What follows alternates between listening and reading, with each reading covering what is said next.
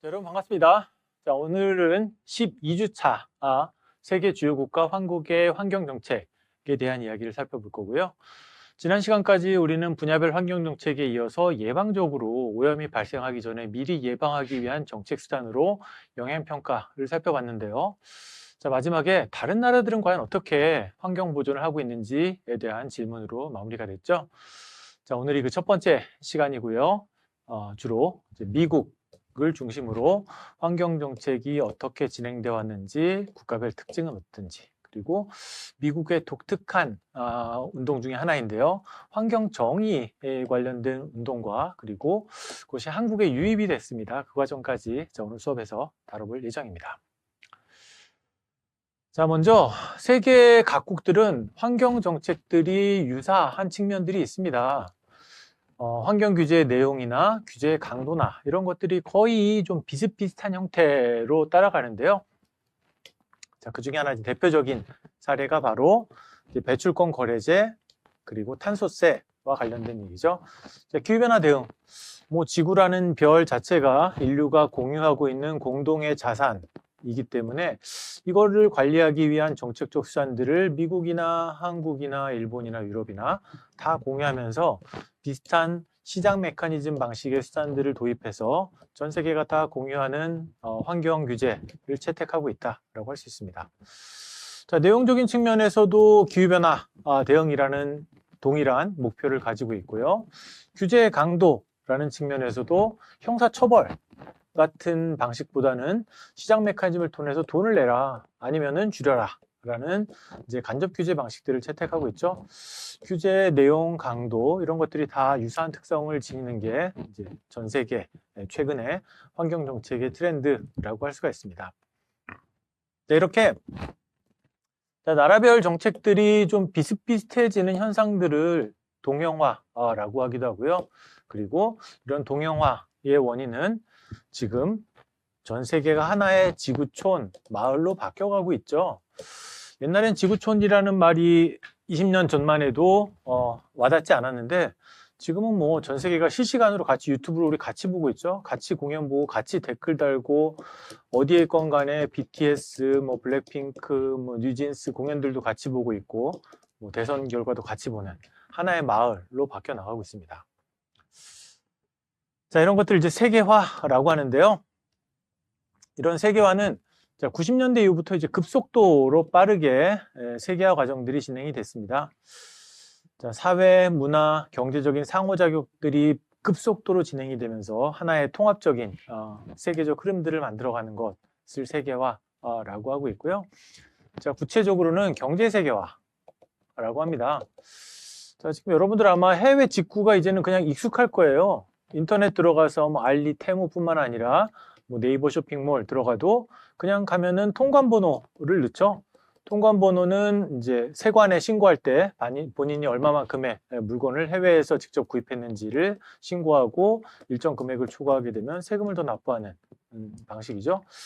이제는 외국에 있는 유럽에 있는, 미국에 있는, 아프리카에 있는 업체 거 여러분 주문하고 싶으면 바로 주문할 수 있습니다. 그렇죠? 자, 경제적 세계화가 진행되고 있고요. 또 하나는 정보통신의 세계화가 되고 있죠.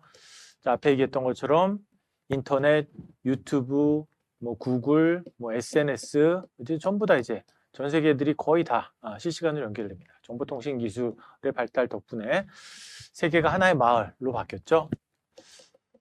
자, 마지막으로 이제 환경적 세계화도 진행이 되고 있죠.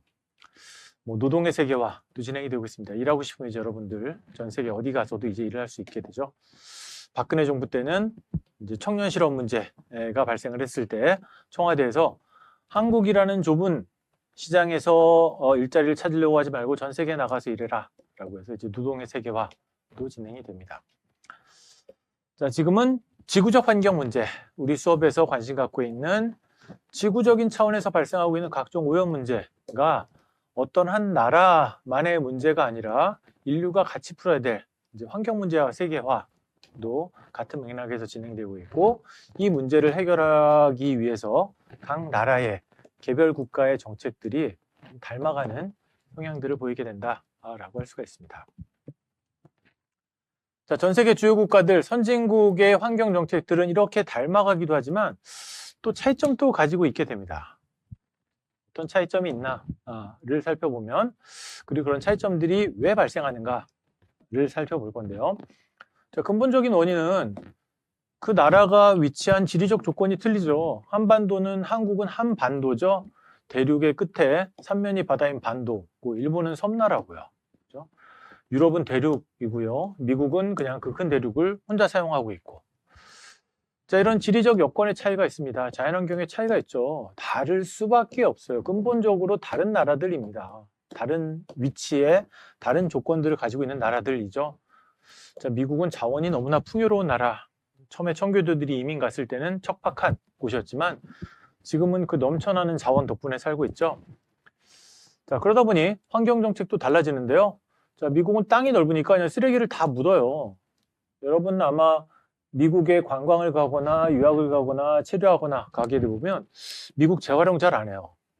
땅이 넓으니까 그냥 버리는 것, 그 다음에 재활용하는 것 딱 두 개 구분이에요. 재활용하거나 아니면 다 버려요. 다 버려도 뭐라고 하는 사람도 없어요. 자, 미국은 이제 매립 중심이고요. 자, 일본은 섬나라로 토지가 넓은 편은 아니죠. 자, 그러다 보니까 대만 그리고 일본 같은 나라들은 소각, 싱가포르 이런 것들은 이제 소각 비중이 굉장히 높습니다. 자, 한국은 1995년에 191 소각로 정책을 추진했다가 폐기하고 지금 다시 또 소각을 늘리는 상황이죠. 한국은 과연 어디로 갈 것이냐. 반면에 전 세계의 다른 나라에 비해서 재활용과 관련된 시민 참여들, 정부의 노력은 대단히 높은 편인 것 같아요. 굉장히 잘하고 있는 나라 중에 하나가 이제 한국의 재활용이라고 할 수가 있습니다. 자, 근본적으로 다른 곳에 다른 환경이 있기 때문에 정책의 차이가 나타나기도 합니다. 땅이 넓고 좁고 섬나라이고. 한편으로는 역사적, 이념적, 정치적 차이로 인해서도 좀 다른 정책들을 추진하게 됩니다. 자, 예를 들면 노동자들이 각 나라에서 어떻게 정치 세력화 되는가도 미국에도 노동자가 있고 한국에도 있고 일본에도 있고 유럽에도 있는데요. 이 노동자의 정치 세력화가 굉장히 나라마다 상이한 방식으로 진행이 돼요. 자, 먼저 미국을 보면 자, 미국의 세뮤얼 곰파스라는 분은 미국 노동운동의 아버지라고 불리는 분이고요. 노동연맹, 자, 한국으로 치면 한국노총 혹은 뭐 민주노총 같은 그 노동자 단체를 설립했던 분이고요. 그리고 초대 회장을 사망하기 직전까지 한 40년 가까이 역임했던 분이어서 미국 노동운동의 틀을 정립한 사람으로 유명하고요. 자, 이분이 했던 말 중에 유명한 말이 바로 이런 말이 있습니다. 사람들이 파업 싫어하죠. 파업하면 버스도 안 다니고 지하철도 안 다니고 뭐 우편 배달도 안 되고 논란이 있으니까 파업 좋아하는 사람 없습니다. 전 세계 어디에도. 자, 그래서 왜 자꾸 파업을 하냐라고 했더니 이런 얘기를 합니다. 파업 없는 나라를 보여주세요.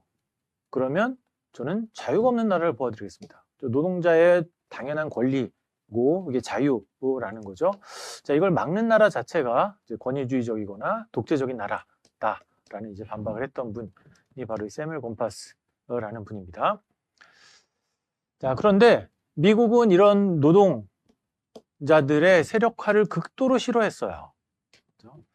자, 이분이 이 위원장을 했던 데가 1924년까지였는데요. 그로부터 20년 뒤에 미국에는 맥커시 열풍이 불어요. 자, 이것이 미국의 미래인가? 그렇죠? 공산주의 하에 놓인 미국이라고 얘기하면서 이대로 두게 되면은 미국이 공산국가로 바뀔 거다라고 하면서 공산주의자들 색출해서 전부 다 잡아들여가지고 감옥에 보내고 고문하는 일들을 벌입니다. 일종의 마녀사냥처럼 벌리죠. 자, 맥커시 열풍이라고 하고요. 미국의 상원이었던 맥커시라는 주도했던 사람의 이름을 따라서 맥커시즘이라고 불리는데요.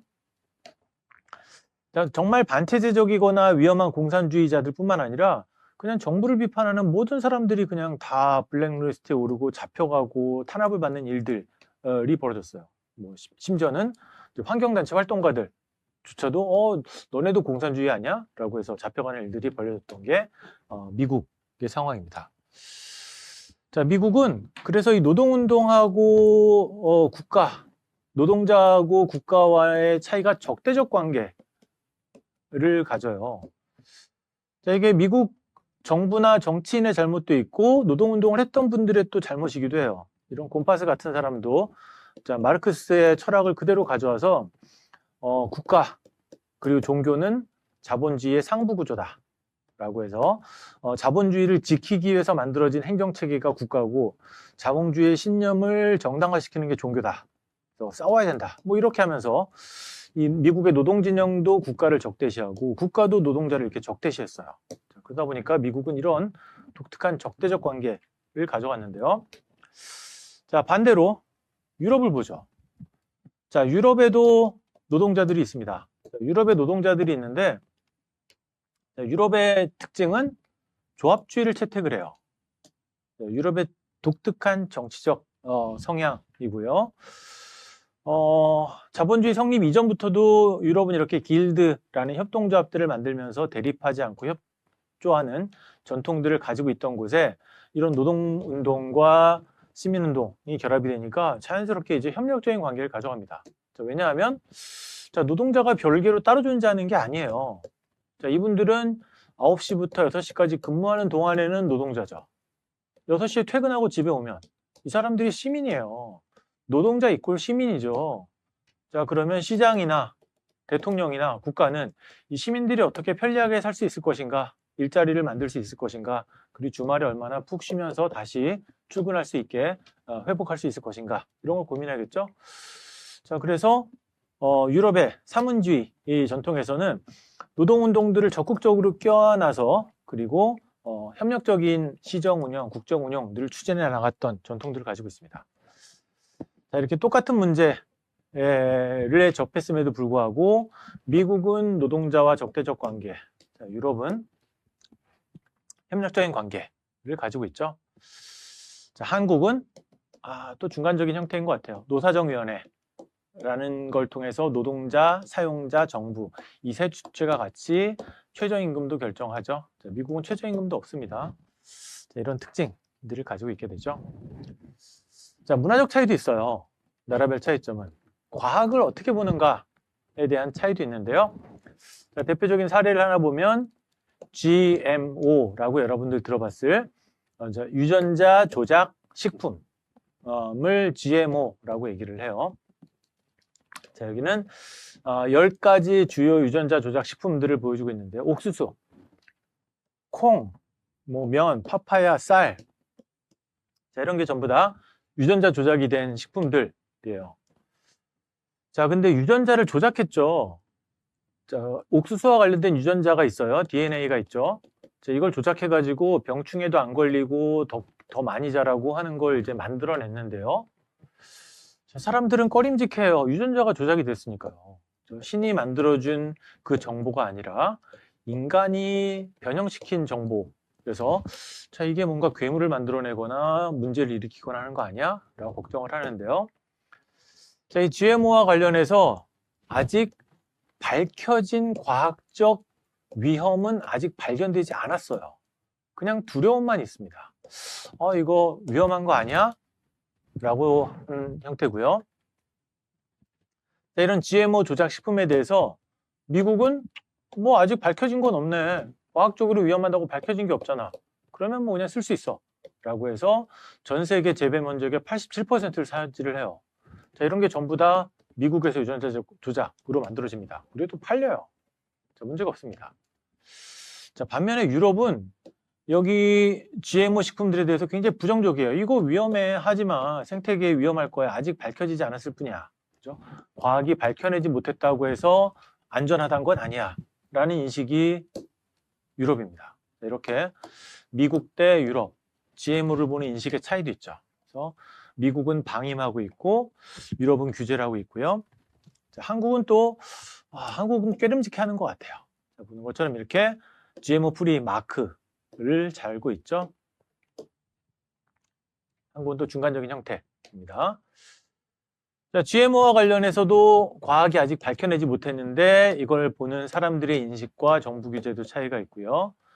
우리 폐기물 때 봤던 플라스틱, 미세 플라스틱도 지금 생수, 물병, 심지어 인공 눈물, 우리 주변에 미세 플라스틱이 너무너무 많다. 바다로 갔다가 물고기, 조개, 플랑크톤을 통해 다시 유입이 된다라고 하는데 미세 플라스틱도 마찬가지예요. 아직까지 과학이 미세 플라스틱이 식품에 있다까지는 찾아냈지만 그게 어떤 위험을 가져오는가 여기는 아직 밝혀내지 못했어요. 한국에서는 사람들도 역시나 깨림직해하고 걱정하고 있죠. 아직 GMO 프리처럼 뭐 규제할 수 있는 표시제나 뭐 도입되진 않은 것 같아요. 자, 그런데 일각에서는 또 이렇게 과도한 공포팔이 괜찮다고 하잖아. 상관없어. 그냥 먹어도 돼. 자, 미국에서 GMO를 보는 것처럼 아직 플라스틱 뭐 괜찮아. 물병 그냥 막 써도 돼. 뭐 이런 주장들도 있는 혼재된 상태가 미세 플라스틱입니다. 자, 아직 어떻게 될지 모르는 상태. 사람들은 좀 두려워하는 것 같긴 해요. 자, 그런데 이런 과학적 논란이 있는데 굉장히 빠르게 이게 시장이 작동했던 사례가 있어요. 자, 바로 가그린이고요. 뭐 구강청정제이죠. 2019년에 구강청정제 여러분 보면 이렇게 가그린이 파란색이에요. 색소가 들어가요. 자, 그러면 색소를 굳이 넣은 이유는 파란색이 우리한테 청량감을 주죠. 자, 입안이 깨끗해져야 되는데 다 파란색이어야 된다라고 하는데, 자, 요 무렵에 요 파란색 색소가 타르다, 그래서 문제가 된다라는 지적이 이루어졌고요. 업체 측은 들어가긴 한다. 하지만 요 정도 타르는 문제가 없다. 과학적으로 문제가 없는 허용되는 양이다. 법을 지켰어요. 문제 없는 양이다. 라고 논란이 됩니다. 자, 근데 시민들은 싫어하죠. 소비자들은 싫어하죠. 자, 그래서 바로 정부가 규제하기 전에 이미 업체들이 바꿔버렸어요. 자, 보는 것처럼 자, 무타르, 투명한 가그린이 판매가 됩니다. 자, 보는 것처럼 예전에는 이제 물에 타르 색소를 넣어서 파란색을 냈는데 지금은 타르 색소를 빼고 병에다 이렇게 파란색 비닐을 붙이거나 병을 색깔을 내서 청량감은 유지를 하고 가그린은 투명한으로 바꿔서 우리는 몸에 좋아요. 또 이렇게 또 시장도 광고를 합니다. 타르를 안 쓴 투명 가그린입니다. 자, 이런 일들이 시장에 또 벌어졌죠. 자, 끝으로 나라별 차이는 자, 국가별 이제 행정 역량, 재량 그리고 강제 집행력의 크기도 차이를 지니게 됩니다. 자, 앞에 유럽에서는 녹색당이 계속 집권을 해와요. 자, 여기는 유럽 녹색당이고요. 유럽의 33개국의 36개 정당으로 녹색당들이 이렇게 유럽에는 거의 전역을 차지하고 있고요. 자, 유럽의 녹색당은 의회의 3분의 1 정도를 차지를 해요. 4분의 1 정도 되겠네요. 4분의 1 정도를 차지할 정도로 유럽의회, 연합회 등에서 영향력을 행사하고 있고요. 녹색당, 유럽만 있는 게 아니라 미국에도 있기는 합니다. 자, 여기는 미국 녹색당인데요. 자, 보는 것처럼 역사는 길어요. 2001년. 하지만 미국은 공화당과 민주당의 양당제로 맨날 서로 싸우죠. 3당이 입지할 자리가 없어요. 자, 그래서 보는 것처럼 미국의 녹색당은 당은 있지만 상원, 하원, 주지사 어디에도 영향력은 못 끼치는 거의 마이너한 소규모 정당. 유럽에서는 녹색당이 입법, 사법, 사법은 아니죠. 입법, 행정에 개입을 하지만 미국은 전혀 다른 상황입니다. 자, 그럼 한국 볼까요? 자, 미국은 역사 길어요. 2001년. 유럽은 더 길고요. 자, 한국은 녹색당 2011년에 창당을 했는데요. 10년 동안 계속 원외 정당이었고요. 2024년 총선에서 정의당하고 합당해서 기후변화 환경 문제에 대응하겠다라고 했는데 2024년 정의당은 그전까지 원내 정당이었는데 같이 한 석도 못 건지면서 둘 다 원해 준다. 그리고 전락해버렸죠.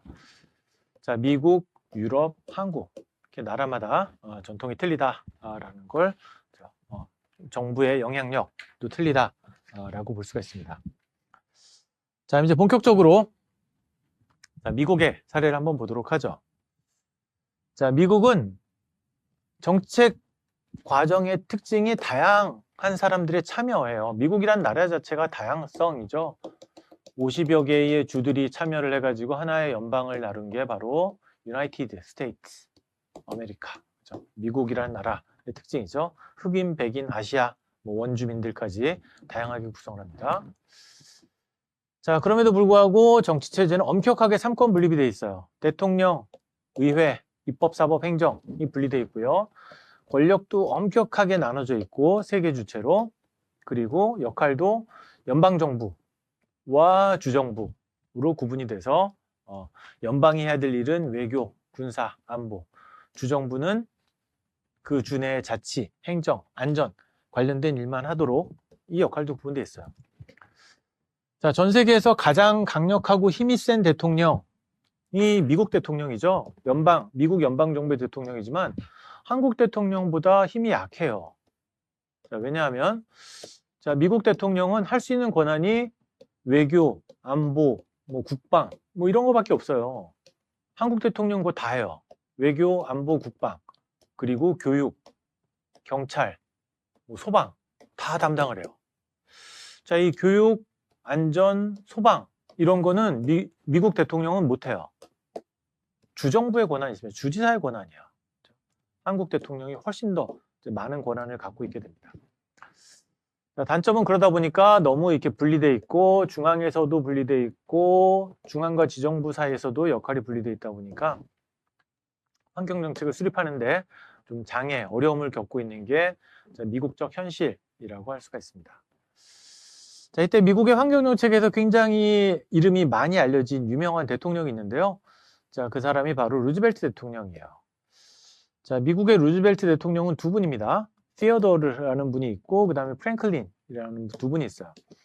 자, 프랭클린 대통령은 1차 대공황 때에 미국 경제 위기를 극복해낸 분으로 유명하고요. 시어더르 루즈벨트 대통령은 여러분들 많이 아는 바로 테디베어. 이 테디베어의 테디가 바로 시어더르의 애칭이에요. 자, 이분은 굉장히 사냥을 좋아했었고요. 자연의 사냥을 다니다 보니까 어느 날 사냥하러 갔는데 동물들이 없더래요. 자, 그랬더니 백악관의 보좌진이 새끼곰 한 마리를 잡아와서 쏘라고 얘기를 하더래요. 여기 곰 한 마리가 있습니다. 쏘세요라고 하니까 대통령이 에이 그냥 놔줘. 새끼곰을 뭘 사냥을 해, 놔줘. 라고 해서 그 다음날 신문에 나게 됐고요. 그러면서 이제 대통령의 애칭인 테디 베어가 됐습니다. 전 세계에 가장 많이 있는 곰이녀, 이 테디베어죠. 바로 이 루즈벨트 대통령의 애칭이고요. 자, 이런 에피소드일 뿐만 아니라 이 루즈벨트 대통령은 미국의 자연보호와 국립공원 관리에 굉장히 큰 치적을 세웠기 때문에 미국의 국립공원 가면은 옐로우스톤이나 요세미티나 미국의 국립공원 가면은 다 이 루즈벨트 대통령의 사인, 서명, 어록들이 나와져 있습니다. 자, 미국의 연방 대통령 중에서 환경보호에 관심이 있었던 기념비적인 분이 루즈벨트고요. 또 시민단체들이 주도해가지고 자연보호 운동들을 펼쳤던 게 미국의 특징인데요. 자, 요즘 한국의 유행 중에 하나가 캠핑이죠. 자, 캠핑 다니고 할 때 여러분 이런 이제 알루미늄 컵들을 보게 되는데요. 자, 이 컵을 그냥 가면 시에라 컵이라 그래요. 자, 근데 이 시에라라는 이름은 컵은 요 컵을 얘기하는 거고요. 왜 굳이 시에라라고 하느냐?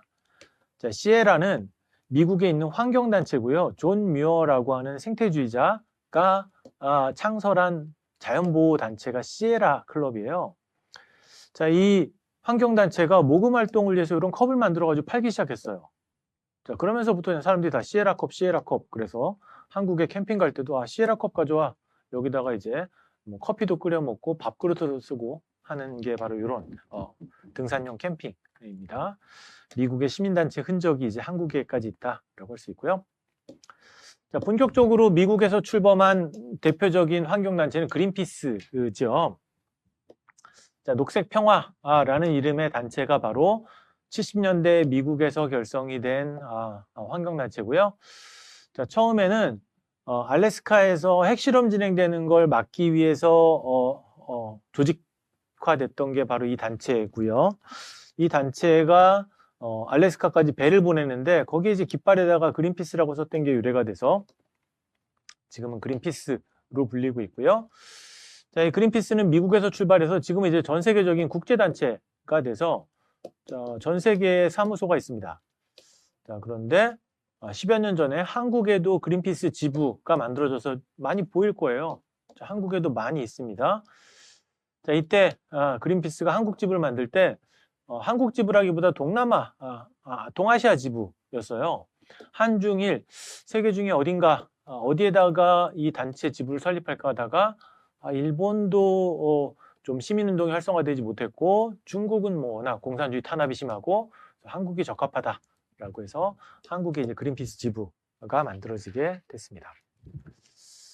자, 정리하자면 미국은 이런 권력의 분립과 역할 분담 등으로 인해서 정책 변화가 굉장히 느려요. 느리고 천천히 진행되는 게 이제 미국의 특징이라고 할 수 있습니다. 자, 본격적으로 미국의 이제 환경 정책을 한번 살펴보면 1960년대 미국의 환경 문제에 대한 경각심을 드높였던 분이 바로 레이첼 카슨이라는 이 여자분이고요. 이분이 침묵의 봄이라는 책을 썼습니다. 자, 이분 자서전을 보게 되면은 원래 공부를 하고 싶었어요. 생물학 공부를 하고 싶었어요. 생물학자가 되고 싶어서 공부를 열심히 하려고 그랬는데 집안 형편이 어려워서 뭐 박사과정까지 지나갈 수는 없고 석사를 마쳤던 것 같아요. 석사까지를 마치고 그 다음에 이제 공무원으로 일을 하게 됩니다.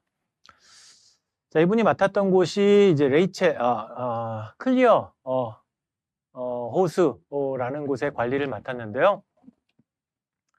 자, 생물학을 전공한 환경 담당 공무원으로서 그 호수를 관찰하다 보니까 점점 이렇게 새들이 죽어가는 걸 보는 거예요. 왜 자꾸 새들이 개체수가 줄어들어요? 자, 왜 그럴까라고 봤더니 그 원인이 바로 고엽제, 자, DDT 때문이었다라는 걸 알게 됩니다. 자, 고엽제는 고엽제, 자, 말 그대로 낙엽을 지게 만들어서 식물을 고사시키는 약품이에요. 자, 여러분 인터넷 검색하면 이렇게 바로 베트남전, 자, 월남전 때 미국이 세계에서 전쟁을 벌였다가 졌던 손꼽히는 사례 중에 하나가 바로 베트남전이죠. 베트남이라는 아주 작은 나라 쉽게 미국이 참여하면은 쫙 공산화되는 걸 막고 자유주의 시장 국가를 만들겠다라고 해서 참전했는데 결국 지고 나가버리고 이후에 베트남은 아직까지도 이제 공산주의 국가로 유지가 되고 있죠. 전 세계에 북한, 중국, 쿠바, 베트남 4개밖에 없을 거예요. 자, 이 공산화를 막지 못했는데요. 자, 그 원인이 바로 이 정글 때문이었다라고 해요. 정글이 너무 모기도 많고 벌레도 많고 힘들다. 자, 그러면 이렇게 약품을 쫙 뿌리면 이 정글이 다 죽어버려요. 자, 이때 썼던 게 바로 고엽제고요. 자, 한국에도 참전했던 베트남 참전 용사들은 이 고엽제 후유증으로 앓고 있습니다. 자, 이 고엽제가 바로 DDT라고 불리고요. 다육신과 이제 동일한 계열의 화학약품이 사용이 됐습니다. 자, 이때 미군들은 에이전트 오렌지라는 표현을 썼어요. 그래서 오렌지 색깔이어서 약품을 뿌려서 에이전트 오렌지라고 썼고요. 자, 이 70년대 베트남전의 고엽제는 한국 영화 봉준호 감독의 괴물에도 패러디가 돼서 마지막 괴물과의 사투를 벌일 때 이 약품이 투입이 되죠. 자, 이렇게 많이 사용됐던 약품이고요. 1960년대, 70년대까지 이 DDT는 전 세계에서 식물을 제초하고 벌레를 죽이는데 대단히 유용해서 한국 같은 경우에는 그냥 사람 머리에다 막 뿌렸어요. 자, 1945년 해방 이후에 1950년, 53년 한국전쟁까지도 한국은 못 살던 나라였죠. 머리에 이와 벼룩이 많았어요. 자, 미군 군인들이 와가지고 이 고엽제, DDT 가루를 그냥 막 뿌렸습니다. 그럼 몸에 있는 벼나 이가 이렇게 다 죽어버렸어요. 이렇게 전 세계에 막 대규모로 살포가 됐던 게 DDT였고요. 자, 레이첼 카슨 여사는 바로 그 DDT 때문에 죽은 벌레를 또 새들이 먹죠. 새들 몸에 DDT가 농축이 되는데요. 그 문제는 새 알 껍질이 얇아진다는 거예요. 자, 그럼 새가 부화를 못 하겠죠? DDT 때문에 점점 새들이 줄어들고 봄이 돼도 조용한 침묵의 봄이 될 것이다 라고 해서 사람들 깜짝 놀라게 각성시키는 책을 썼던 게 바로 60년이었고요. 자, 이 덕분에 미국에서는 바로 DDT 사용 금지를 합니다. 자국 내 영토에서는 즉시 금지시켰고요. 그리고 베트남이나 아프리카나 다른 나라에서는 그 뒤 한 장까지 사용되다가 이후에 이제 사용이 중단이 됩니다. 자, 70년대 미국을 한바탕 또 발칵 놀라게 만들었던 환경오염 사건은 바로 러브커넬이라는 곳이고요. 바로 나이아가라 강 근처에 있는 유령 도시예요. 자, 원래는 이 러브라는 건 그 사람의 사업가의 이름이고요.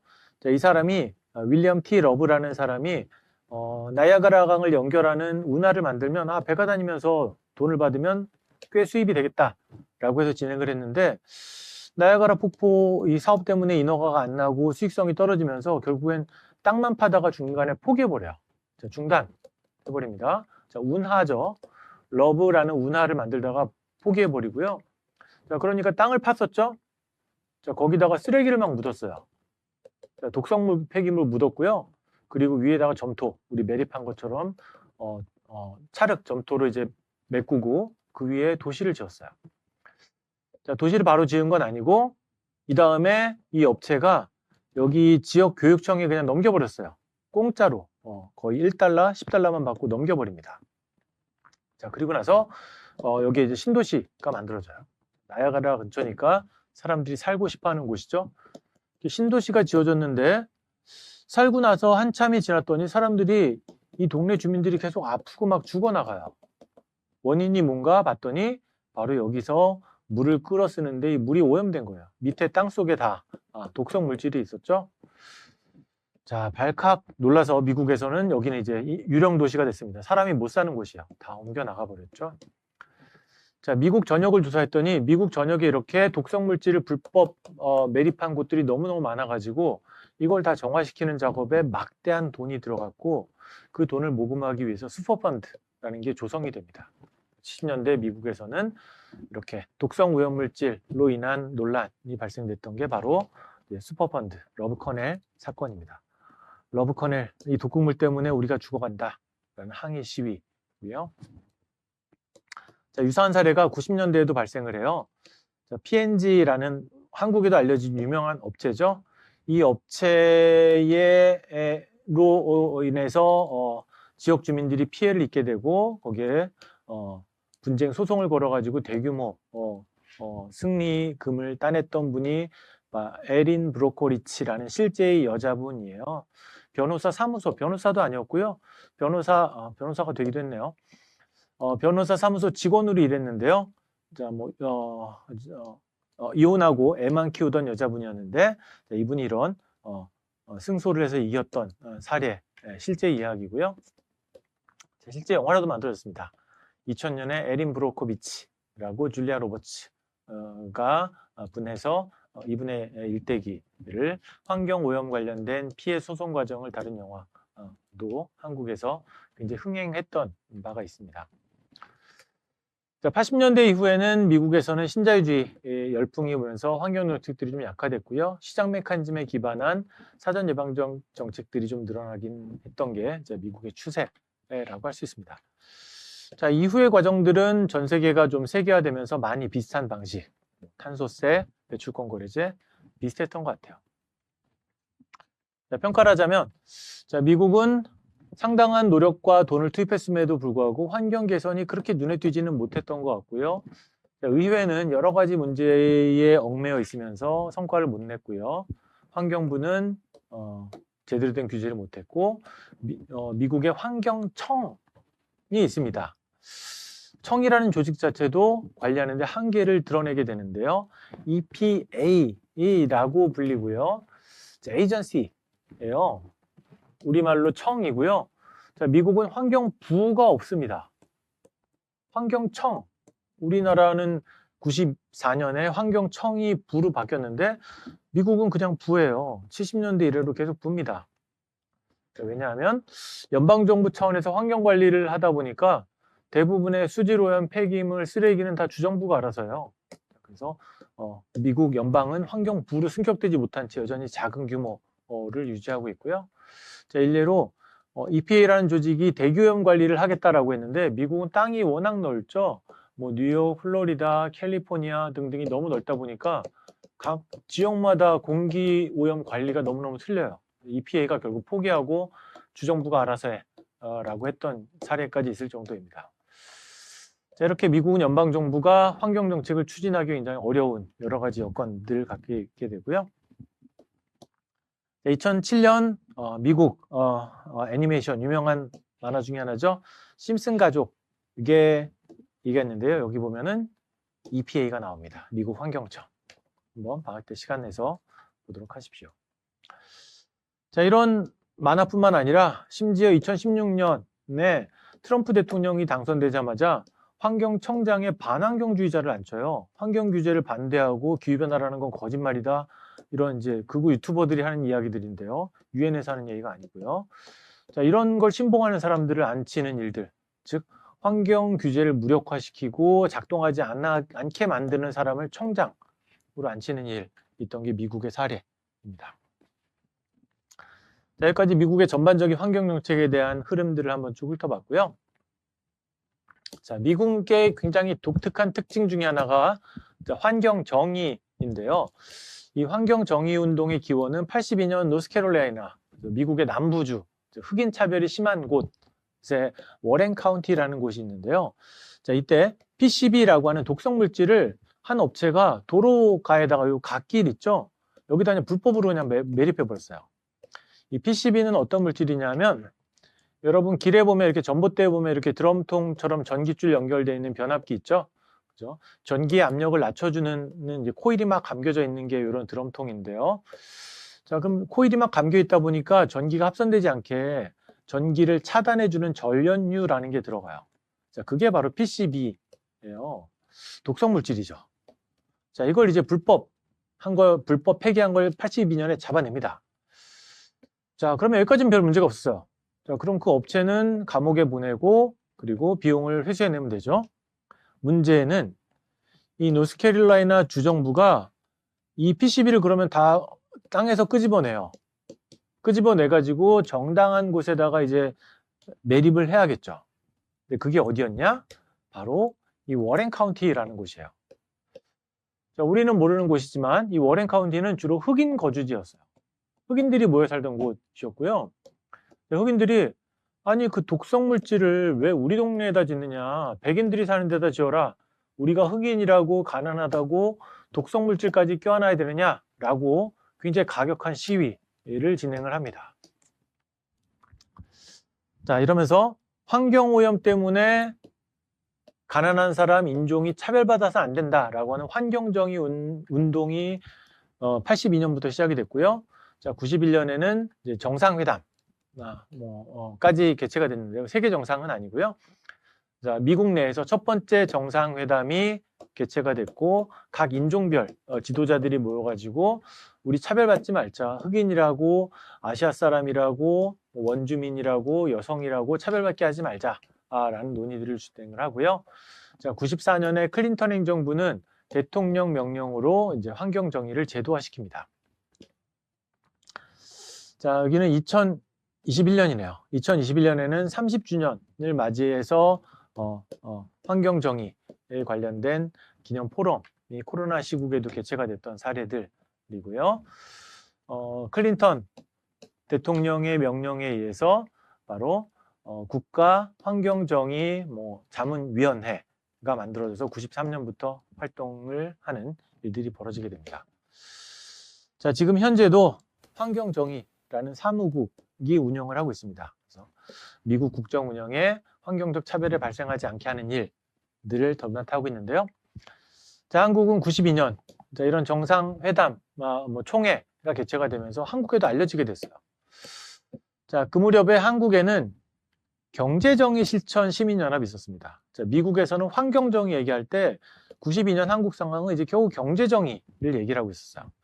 경제정의 실천 시민연합이 89년부터 만들어져서 활동하고 있었고 92년에 그 산하로 환경개발센터가 만들어져서 환경 관련된 논의들을 담당하는 시민단 활동들을 하고 있었는데요. 이 단체가 98년에 분리돼서 나가면서 환경정의로 98년 환경정의 시민연대로 명칭을 변경하고 독립하는 일들이 진행됐던 게 98년, 99년. 그렇죠? 미국의 환경정의 운동. 그렇죠? 가난하다고 여성이라고 장애인이라고 환경과 관련된 불평등한 대우를 받아서는 안 된다라는 게 이제 한국에도 논의가 돼서 지금도 활동하고 있는 한국의 환경단체 중에는 한 3번째로 정도 큰 조직을 가지고 있다. 라고 할 수가 있습니다. 자, 오늘 여러분들 이제 전 세계 각국들이 환경 정책을 추진하는데 유사한 부분도 있고요. 그다음 차이점도 있고요. 차이점이 있는 이유들, 지리적, 역사적, 정치적 차이가 있기 때문이죠. 자, 그중에 우리는 특히 미국이라는 나라의 환경 사건들을 살펴보면서 진행 과정을 봤고요. 그리고 특히나 미국의 흑인, 백인, 인종 갈등이 정의 운동으로 이제 국내까지 소개됐다 하는 역사적 과정들을 살펴봤습니다. 자, 다음 시간에는 이제 두 개 나라를 한번 더 볼 건데요. 미국을 봤으니까 영국을 봐야겠죠. 자, 영국 사람들이 이전해서 미국이란 나라가 만들어졌으니까 영국, 또 특히나 산업혁명의 출발점 영국 볼 거고요. 그리고 유럽을 거쳐서 한국과 가까운 일본 사례까지 살펴보도록 하겠습니다. 자, 오늘 수업은 여기까지고요. 자, 여러분 수고 많으셨고 다음 시간에 뵙겠습니다.